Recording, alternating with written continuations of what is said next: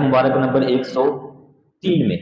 خذ من اموالہم صدقہ، میرے حبیب صلی اللہ علیہ وسلم جب یہ آپ کی امتی صدقہ دیں تو ان کا صدقہ قبول کیجئے، زکوٰۃ دیں زکوٰۃ قبول کیجئے، تطہرہم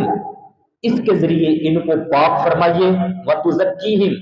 ان کے دلوں کو تقوی عطا کیجئے، پاکیزگی عطا ہوگی، مال پاک ہوگا، زکوٰۃ دینے سے، عطیات صدقات دینے سے مال پاک ہوتا ہے، وہ مال بندہ پھر کھاتا ہے، دل پاک ہوتا ہے، دلوں کو طہارت نصیب ہوتی ہے۔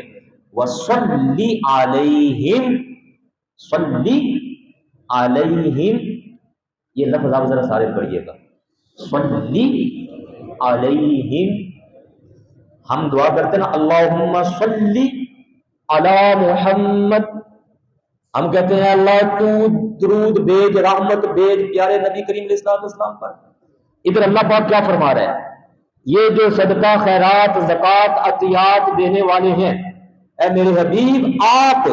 صلی علیہم، آپ ان کے لیے رحمت کی دعائیں کیجئے، آپ ان کے لیے دعا کیجئے۔ ان صلاتک سکن لہم، میرے حبیب آپ کا دعا کرنا ان کے دلوں کا سکون ہے۔ کیسی رحمت والی دعا ہے یہ، میں نے ابھی ایک آیت آپ بھائیوں کو سنائی ہے، ایک مضمون